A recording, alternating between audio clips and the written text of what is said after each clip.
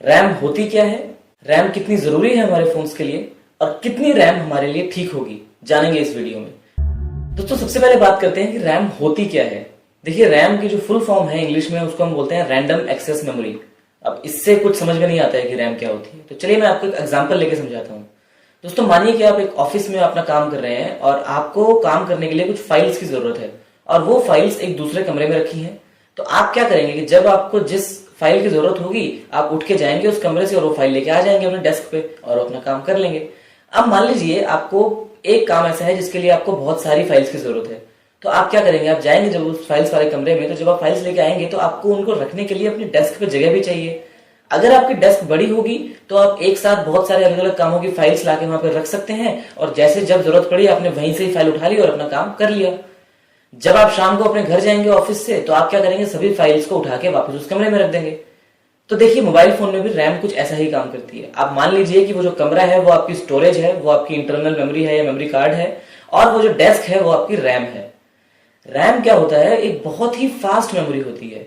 जैसे कि मान लीजिए आपकी जितनी की 16 जीबी और 64 जीबी की मेमोरी बनने में जितना खर्चा आता है उससे ज्यादा खर्चा एक 1 जीबी की रैम बनाने में आ जाता है, क्योंकि रैम जो है उसकी स्पीड बहुत बहुत ज्यादा होती है। एक नॉर्मल हार्ड ड्राइव या एक नॉर्मल मेमोरी कार्ड वो स्पीड को कभी भी मैच नहीं कर सकता। और रैम जो है वो काम करती है सीपीयू को जो भी फाइल्स चाहिए उनको जल्दी से जल्दी भेजने का वहां तक। तो देखिए होता क्या है, मान लीजिए आपने गेम इंस्टॉल किया है या मान लीजिए आपने कुछ एक एप्लीकेशन इंस्टॉल की है, तो वो तो आपकी मेमोरी में इंस्टॉल हो गई है, वो आपकी रैम में इंस्टॉल नहीं हुई है। रैम तो आपकी जो है वो जब आपका फोन ऑन होगा तब वो काम आती है। जैसे ही आपने उस एप्लीकेशन को क्लिक किया, जैसे ही वो एप्लीकेशन रन होने वाली है वो वहां से उठ के रैम में आ जाती है, ताकि जब तक वो आप एप्लीकेशन यूज करें तब तक रैम से और सीपीयू के बीच में वो जल्दी जल्दी इंफॉर्मेशन को भेज पाए और जल्दी जल्दी इंफॉर्मेशन को रिसीव कर पाए। अगर वही आपके फोन में रैम बहुत कम है तो अक्सर ऐसा क्या होता है कि मान लीजिए आपने 4 एप्लीकेशन खोलनी है, जब आप 5वीं खोलते हैं तो उन चारों में से कंप्यूटर किसी एक को या किन्हीं 2 को हटा देता है रैम से और वो एप्लीकेशन को लोड कर लेता है रैम में।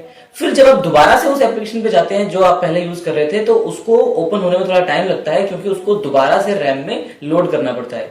इसीलिए हम कहते हैं कि ज्यादा रैम जो होती है वो मल्टीटास्किंग के लिए बहुत ही उपयोगी होती है और आप एक साथ 10, 15, 20, 50 एप्लीकेशंस को रैम में लोड कर सकते हैं। रैम में किसी प्रकार की जगह की कमी नहीं रहेगी। अगर जगह की कमी नहीं रहेगी तो सीपीयू जो है वो उन एप्लीकेशंस को रैम से बाहर नहीं निकालेगा और जैसे ही आप अलग अलग एप्लीकेशंस आगे पीछे खोलेंगे तो वो जल्दी जल्दी खुलती जाएंगी। अब देखिए हम बात करते हैं कि रैम कितनी जरूरी है। देखिए जहां तक आजकल के मॉडर्न स्मार्टफोन्स की बात है तो 2 जीबी रैम तो एक मिनिमम रिक्वायरमेंट बन गई है। अगर 2 जीबी से कम होगी तो थोड़ी गड़बड़ हो सकती है आपको, क्योंकि आजकल क्या है एप्लीकेशन के जो साइज हैं वो बहुत ज्यादा बढ़ रहे हैं।